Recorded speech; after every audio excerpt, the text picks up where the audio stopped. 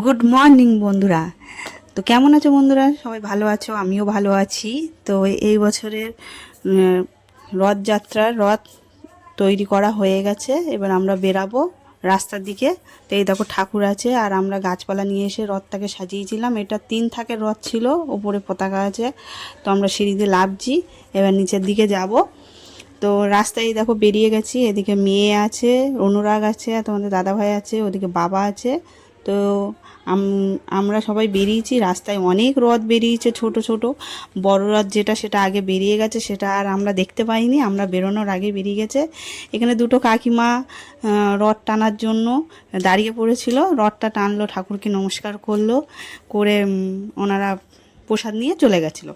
তারপরে এদিকে আমরা রাস্তায় গাড়ি নিয়ে বেরিয়েছি। এমনি বৃষ্টি হয়েছিল খুব, তো সেই জন্য মেয়ে জুতো পরে নিয়েছিল, আর তোমাদের দাদাভাই আর অনুরাগ খালি পায়ে ছিল, আর আমি পেছনে ভিডিও করছিলাম। আমি আর সামনে আসিনি এই ভিডিওতে, কারণ আমি একটু স্লো স্লো হাঁটছিলাম, যার জন্য ভিডিওটা করার জন্য।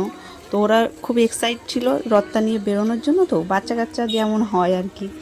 তো সেই জন্য আমি আর মানে ভিডিওতে যাইনি। ওরাই হলো করে রথটা নিয়ে চালিয়েছে, আর আমি সেটা ভিডিও করেছি। তো যাই হোক, আমাদের পাড়ার রাস্তায়, মানে পাড়ার রাস্তাতে বেরিয়ে একটু মেন রোডের ধারে এসছি। তো এখানে দেখো আমরা গান চালিয়ে দিয়েছিলাম, বক্সে গান চালিয়ে দিয়ে, আর সারা রাস্তাটা ভ্রমণ করে তারপরে বাড়ির দিকে এসেছিলাম। তো যেতে যেতে মেয়ে একবার এদিক ওদিক হয়। আর রাস্তার মধ্যে গাড়ি ঘোড়া তো কেমন হয় তোমরা জানোই, প্রচুর গাড়ি ঘোড়া হয়।